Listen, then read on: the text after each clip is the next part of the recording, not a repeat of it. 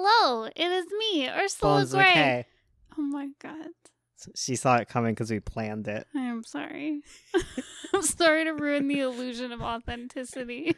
What? It was my illusion ruining? You butthead. But anyways, we are talking about OCs and we are talking about character design. You guys love character design. We love talking about our OCs. So two sides of a coin, like Zelda. What? Mirror, the mirror in Twilight Princess. Two sides of the same coin, Ursula. Okay. One dark, one light. Never will they touch, but intrinsically they are linked. And they're lesbians? Okay. Anyways, back on track. We're going to talk about OC story time, kind of. We're going to be talking about Avo while Ursula designs a character from Avo. Avo is a 1920s inspired fantasy book that I made. It's basically Aragon meets The Great Gatsby. I love that pitch so much. It's basically that. This particular video gets a little sort of spoilery in the same way that trailers can be spoilery. I'd recommend not looking at the visuals too hard, especially certain designs, but otherwise just enjoy. And if you just want to wait until the book comes out, that's super cool. Stay posted, and eventually a Kickstarter will happen. We are going to talk about the character that you designed here. And I'm going to talk a little bit about her origins because I started Avo when I was 12. So, man, Juliet has gone through many changes. And we're also going to talk about kind of like where she currently stands in the story, sort of like my Honeywell's OC story times. And we're going to talk a little bit about how you came up with some of these designs and what your design philosophy was. Sounds good. That is our itinerary. It is very Bones loaded at the front, Ursula heavy at the end. Juliet is the main character of Avo as of this current iteration of Avo, but she was definitely not the main character like when I originally made the story at all. So when Avo was first made, it wasn't set in the 1920s. It was basically a Zelda ripoff. I have plans to share with you the original Avo. The original Juliet has so little to do with current Juliet that I don't really want to get into her, and it would kind of be spoilery majorly of like who Juliet ended up becoming. Because I did end up changing her name because it was kind of ridiculous and on the point, and it was too much, okay? It was too much original Juliet. So she went through the most changes out of like any of my characters because she went from being like a side character that I absolutely just did not care for and just kind of existed out of necessity to the plot. And then I was like, you know what? Let's let Juliet have some life. Let's have Juliet do things. Because I think I really avoided Juliet in the original versions of Avo because she was human. And I thought humans were boring. But then I realized I kind of need a human character. I kind of need a Watson type character who is new to the world of like immortals and all that jazz. So yeah, that's kind of where I ended up having to change Juliet a whole bunch. So she kind of became a stand-in kind of Watson-y character. So basically, Juliet, as of current standing, she's kind of like a spoiled rich girl. How would you describe? You can help me out here because you know a lot about current Juliet. So Juliet, she's a spoiled rich kid who has been pampered all her life, been handed everything, and now she's kind of set off on her own to become a landlady. Yes, she went off on her own. She became a landlady. And the thing with Juliet is she's had everything handed to her. So she's kind of really bored with everything very quickly because things come very easily for her. And she gets interested in being a landlady. It's just something, her dad just like buys her a house. So she becomes a landlady for a bit. And then she discovers an elf that wants to live there. And elves don't exist anymore. They have all gone away because reasons. might get into that in other OC videos, but she finds an elf. She thinks that's really cool. And so she starts spying on said elf and just absorbing the immortal world through osmosis. She finds that very exciting, very interesting, but she isn't making a lot of money doing that, and she kind of ends up in a situation where the elf ends up cursing her, kind of, because she's caught snooping. So that's where our story begins with Juliet. Yeah. She's very silly. She's a very silly character. She's hot-headed. She's very proud.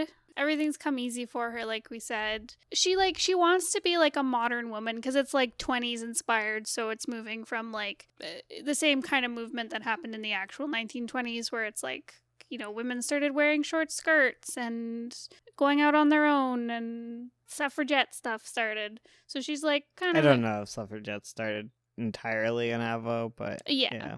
Obviously it's a different world, so different politics and world stuff, but Juliet is like, she's kind of embracing being a modern woman, but she dresses like an old lady.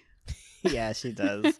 She's prudish. Yes. Yeah, she's really hecking prudish. She likes the ideas of being like a independent woman who has a job, who has a career. She thinks that's really cool. But she doesn't think that dressing like a flapper is good at all, and you should cover your shins. It's kind of drilled into her by her mother. She also blushes furiously when she's angry. Yes, that is the thing she does. Yes. So talk about your designs, you know? Like, I'm trying to lead you in there. Oh, sorry. So what I started with her costume is because she is she's supposed to dress really stuffy. I started with Edwardian inspired clothing, and that's basically the period that came before like flappers and stuff. I'm a little nervous claiming that her dress is like Edwardian inspired because I know there's people who are like super into like historical fashion. You can say it's inspired. Yes. It's inspired, but it's probably not accurate whatsoever. It's in a different fantasy world, so that's my excuse. Yeah, it's fair. It's fine because like Avo isn't exactly like Avo isn't a case where it's like a rewrite of history. It's basically its own history, its own world. It's not like our world at all. It's like built from scratch, so if things are a little scuffed, it's okay. Yeah. So she starts off in this very stuffy dress, very kind of like old lady-ish, not very fashionable whatsoever. As the story goes on, she has several costume changes, as you will see in here somewhere. She actually spends... Sorry, this is a spoiler. This isn't a huge spoiler. Okay. This is like...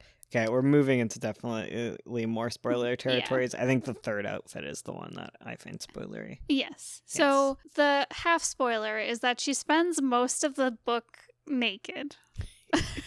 Okay, so let me dive into this a little bit. This is completely new to not this draft, but like this iteration of Avo. Never before has she been naked until now. So, like I said, Juliet's very prudish, and everyone's becoming flappers. They're not really becoming flappers, because I know that flappers is like a very specific term. But everyone is embracing that like traditional, that stereotypical 20s vibe. And in Avo, a lot of that comes from inspirations from dragons, because dragons basically are naked all the time. The reason for that is because dragons shift between human and... well, not human. They like an elfish kind of form and a dragony form, and your clothes don't change with you. So dragons spend a lot of times naked. So the flapper style in Avo comes from ladies mimicking sort of dragony things. Like people are into like smoking cigarettes because it's like dragon smoke, and everyone likes the glitter and glam and the provocativeness. Anyways, Juliet's not into this. Juliet gets cursed by the elf that is living in her apartment. Through a series of events, she ends up meeting a dragon. And you'll learn all about this dragon in a later OC video because she is the second main character, basically. Or at least she's Juliet's supporting character. And Juliet becomes her dragon maid. Dragon maids, their job is to kind of hold on to clothes for dragons while the dragons are in dragon form, and then give them give the dragons clothes when they are in their humany form. That is the exchange that goes on with the dragon maid thing.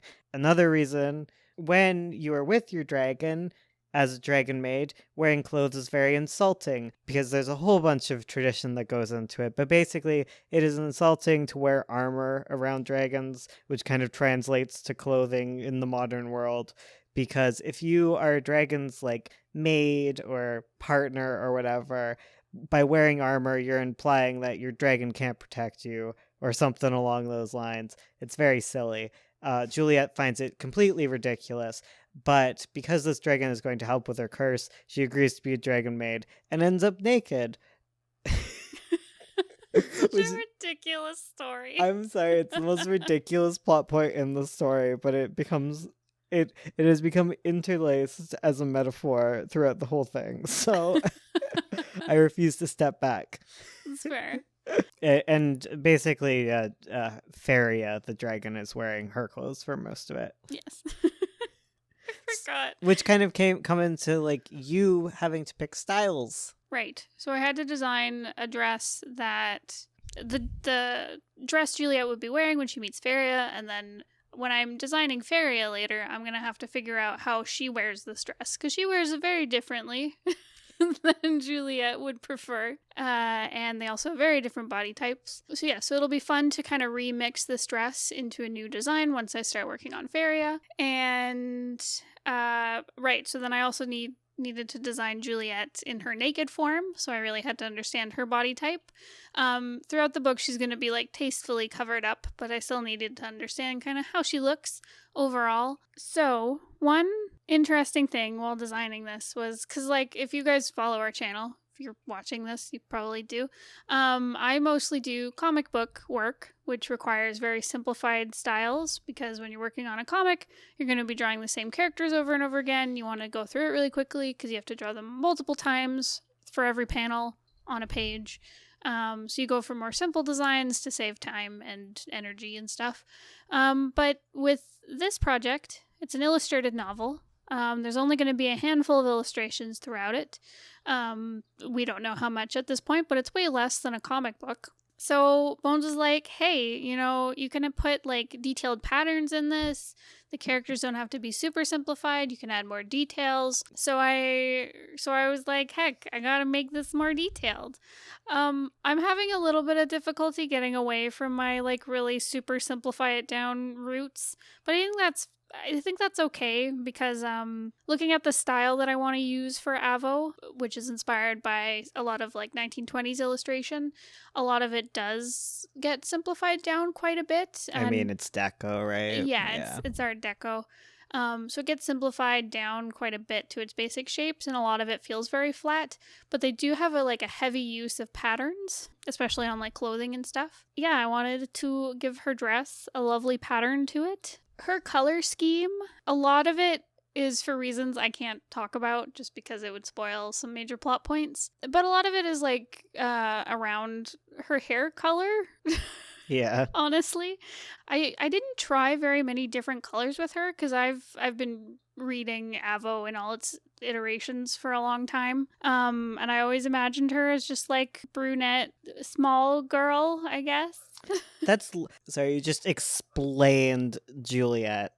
Like, and why she had no personality whatsoever in the very original drafts. She was always such a foil for Faria and never really her own character. And she didn't really even have like a plot for the longest time. I don't even think I thought about her at all during high school. Because during high school, I wrote like a very kind of serious draft of Avo where Lul shows up. No, Lul showed up in middle school, mutters to self about things. All the other OCs, I'm going to be very passionate about their pasts and like where they've come from and how much they mean to me. But Juliet means nothing to me. Except now. Like currently I love her and she's one of my favorites. But before, I'm just like, oh yeah, there is space filler. I love her. I love her in this latest version. She's like one of the best characters. But she's just kind of average, Yeah, she's the Watson. She's the human who's supposed to like blend into the background. There's like nothing special about her. There is. She's wonderful, but compared to the cast of immortals around her, she's supposed to look kind of plain, you know? Well, I think the other thing is when you're looking at the cast of Avo, like, yes, most of them are immortals, but there were a few humans that I liked, and those humans were all royal. And in which case, it's just completely disconnected. And, like, don't get me wrong, Juliet is disconnected, but she's, like, slightly less disconnected. For her design, talking about kind of the shapes I used to, like, create her, I started out going way too lanky in my initial designs. And I think it's because the style that I'm going with, a lot of the fashion and the art was very like tall and lean, depending on where you looked and stuff. But yeah, so I started out like elongating things and it was like, this just doesn't look like Juliet. Like she's more squat. Yeah. So I started going more squat, using rounder shapes. Yeah, and at my first attempt, I gave her like these crazy muscular thighs. Because she's also kind of soft because she's like never worked a day in her life. So she's like super soft. She's like not very squat, but she's like smaller, plain girl. So yeah, so as it's evolved, she's become a bit softer, but I still want her to have those like little hints of sharpness to like match her personality. Which come across more and more as her costumes change. She starts very floofy and then gets more sharp as she goes. She stab you with her glares. Yeah, either way, I'm excited about Juliet. I'm excited to share with you guys some more Avo characters. And yeah, if you have any questions, leave them below. I'll answer all your Avo questions. Gib. Try to stop him from answering. All right, I don't want this video to be too long to edit, so I'm going to cut it short here. Matica wants to be part of the video. Thank you so much for... Bye. Like, comment, and subscribe. Bye.